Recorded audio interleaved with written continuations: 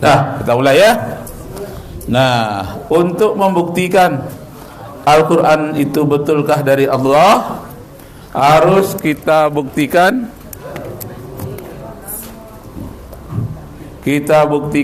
melalui 10 cara, 10 langkah.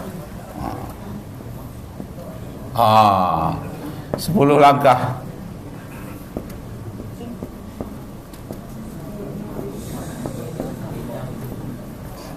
Terlalu kecil ya tulisannya, spidolnya yang kecil.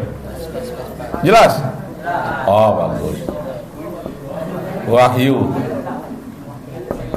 10 langkah. Jadi hebatnya Al-Quran itu tak ada tandingannya apa? Tata bahasa Al-Quran.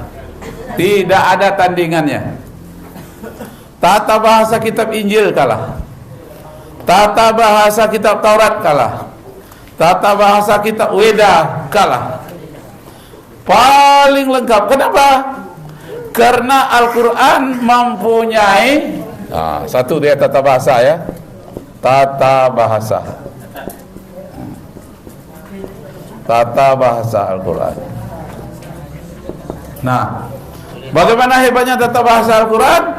Karena Al-Quran itu banyak kosakatanya 12 juta. Ya, kosakatanya, kosakata 12 juta 305.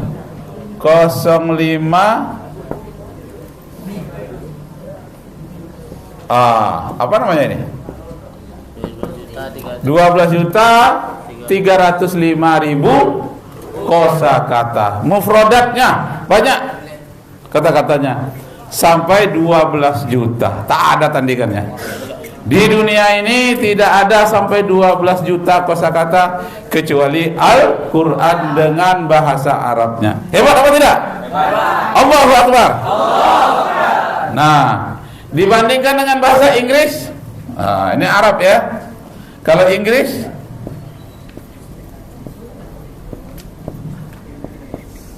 hanya 1 juta. Ya. Kalau 1 juta di mana taruhnya? Di sini ya. 1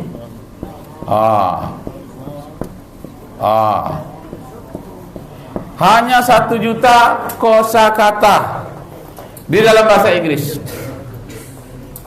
Jauh bedanya, 12 kali lipat. Bahasa Al-Quran, bahasa Arab lebih hebat. Kalau bahasa Indonesia, ini dia.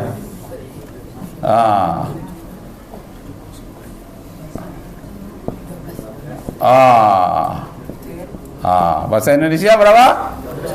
12.000 kosakata. Begitu hebatnya Al-Quran, tidak ada tandingannya di dunia. Kalaulah kurang kosakatanya dalam bahasa Arab, tak mampu menyampaikan seluruh yang tergetar dalam jantung manusia.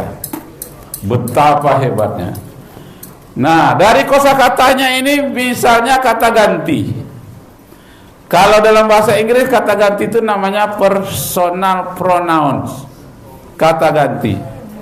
Dalam bahasa Al-Quran, kata ganti disebut dengan domir, isim domir.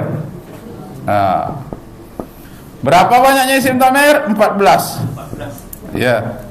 Mulai dari huwa, huma, hum, hiya, huma, hunna, anta, antuma, antum, anti, antuma, antunna, ana, nahnu.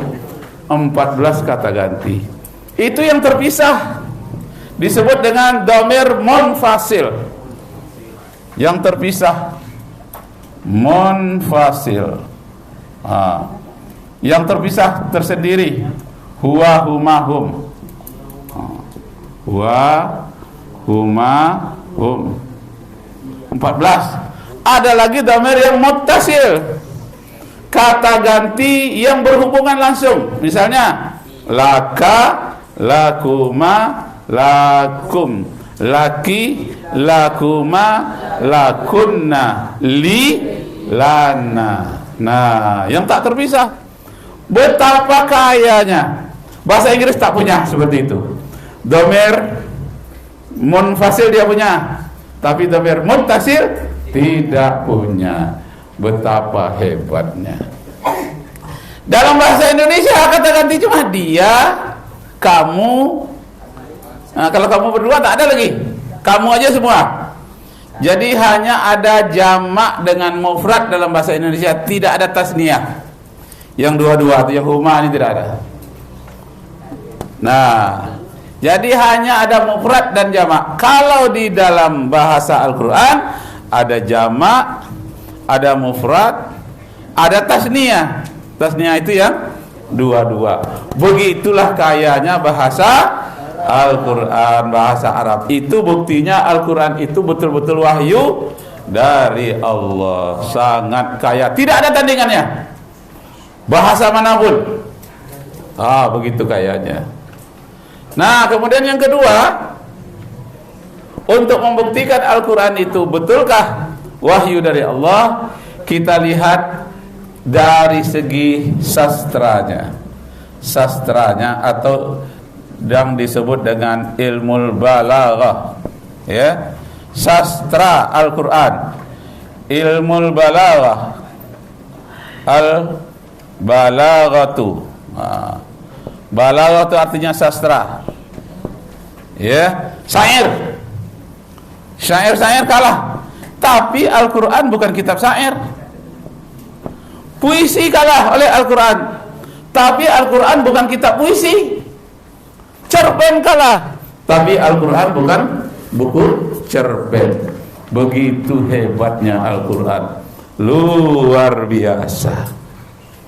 Kalau syair di Indonesia, kita lihatlah syair Hairil Anwar. Aku binatang jalang, dari kumpulannya terbuang. Biar peluru menembus dadaku, aku takkan berhenti. Biar peluru menembus dadaku, aku ingin hidup 1000 tahun lagi. Tuhan, di pintumu aku mengetuk. Nah, itu Hairil Anwar, ya. Dia berani ditembak, tapi juga ingin hidup 1000 tahun lagi. Bingung orang, apa ini maksudnya? Nah, itu syair-syair Indonesia. Tapi kalau Al-Quranul Karim mengalahkan syair, nadanya indah, bagus. Bagaimana bagusnya? Ada kalau bahasa Indonesia, kalau pantun itu A-B-A-B. Pantun, ya. Dari mana datangnya lintah? Dari sawah turun ke kali. Dari mana datang perintah? Dari Allah turun ke Nabi. Dari sawah turun ke kali, dari kali turun ke Tebet, dari Allah turun ke Nabi, dari Nabi turun ke umat. Halia ini tanam tanaman, ke barat juga akhir condongnya. Dunia ini sekedar pinjaman, di akhirat kita kekal selamanya. Betul atau tidak? Tepuk tangan untuk kita semua. Nah, itu pantun selang-seling. Pantun itu sampiran, merupakan awalnya 2 baris pertama namanya sampiran. Yang kedua baru isi. Tapi kalau syair isi semuanya. Ya. Isi semuanya. Macam pantun syair riwayat hidup bapak tadi, pernah ku coba berladang padi, itu syair, semuanya. Pernah ku coba berladang padi, 5 tahun mengorbankan diri, sambil sekolah mencari rezeki, ke air tiris pergi mengaji. Itu semua, itu namanya syair. Tidak selang-seling. Kalau semua, kalau AA semua. Mari kita bandingkan dengan Al-Quran. Masya Allah. Al-Quran, ya. Kita lihat, bisa lihat itu Ustaz. Al-Quran.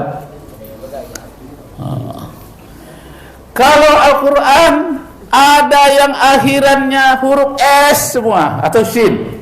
Qul a'udzu birabbil nas, malikin nas, ilahin nas, min syarril waswasil alladzi yuwaswisu fi sudur minal jinnati. Nah, alangkah hebatnya, di samping ujung-ujungnya S atau sin semua, makna yang terkandung di dalamnya merupakan penangkis ilmu sihir. Kalau ada nanti ilmu sihir mau datang kalian atau sudah terkena ilmu sihir, bacakanlah surat An-Nas. Tapi harus dipelajari dulu asbabun nuzulnya. Apa sebabnya surat An-Nas itu diturunkan? Pada satu hari subuh, Nabi ingin mengambil wudhu dekat sumur, terasa air sumur agak panas sedikit, dan Rasulullah merasa agak pusing kepalanya. Lalu dia duduk sebentar. Ketika dia duduk, datang sahabat. Ada apa ya Rasulullah? Para sahabat, ya Rasulullah diam saja. Bahkan Rasulullah bukannya duduk, berbaring. Kakinya diselunjurkan. Ketika dia berbaring, datanglah dua malaikat mendekati Rasulullah. Di sebelah ujung malaikat Jibril, sebelah kepala malaikat Mikail. Kata malaikat Mikail kepada Jibril, ada apa ya Jibril?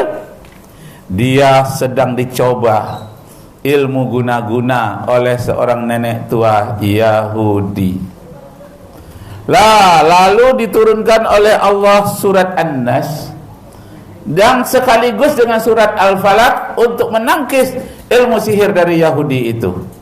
Jadi turunnya surat Al-Falaq dengan An-Nas itu bersamaan.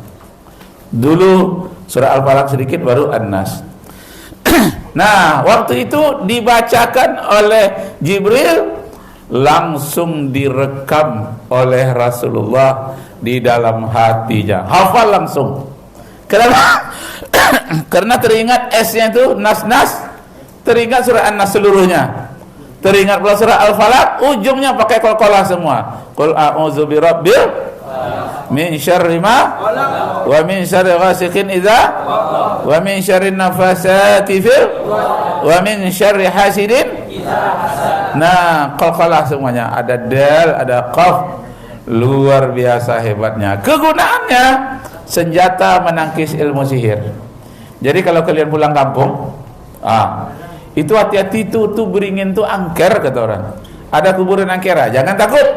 Baca aja surah Al-Falaq dengan surat An-Nas. Masya Allah. Nah, ini penangkil ilmu sihir. Jadi Nabi Muhammad itu tidak sembarangan diutus oleh Allah. Ada senjatanya, senjata rohani di dalam hatinya, menyebabkan jin-jin, hantu, sihir semuanya menyingkir, takut kepada beliau. Nah, seorang sahabat di subuh hari itu diperintahkan oleh Rasulullah, tolong lihat apa di dasar sumur. Kalau tak salah itu Ali bin Abi Thalib turun, dia mengikut tangga yang tidak begitu bagus, tapi bisa sampai ke dasar sumur. Dipegangnya di dekat ember yang akan ditarik ke atas, ada tali-tali 7 warna, ada buhul-buhul yang dibungkus-bungkus dengan benang yang berwarna, dibawa ke atas lalu dibakar oleh para sahabat. Ketika dia membakarnya, Rasulullah mengulang ayat Qul a'udzu birabbil falaq dengan a'udzu birabbin nas, diulang 11 kali. Jelas? Kalau ada orang kena sihir nanti kalian mau bantu, bacanya jangan 1 kali. Berapa kali? 11 kali. Ternyata buhul tali oleh wanita Yahudi itu ada 11 bungkusan.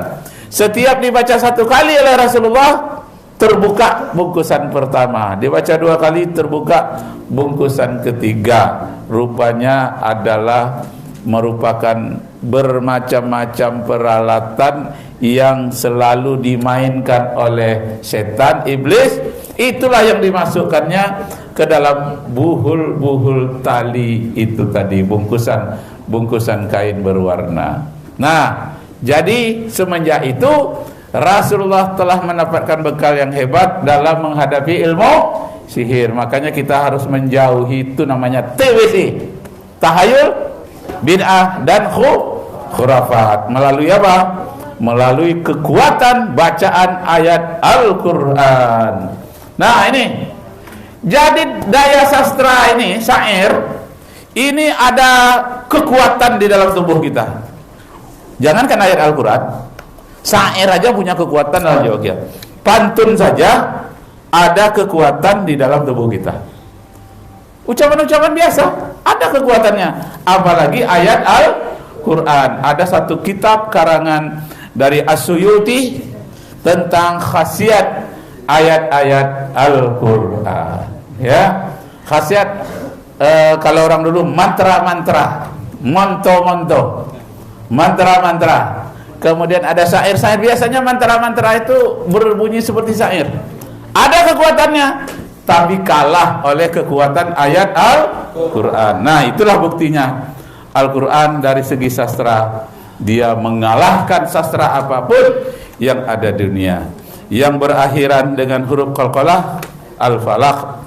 Yang berakhiran dengan huruf S, Qul a'udzu birabbin nas. Jangan bersandar. Nah, harus duduk ya.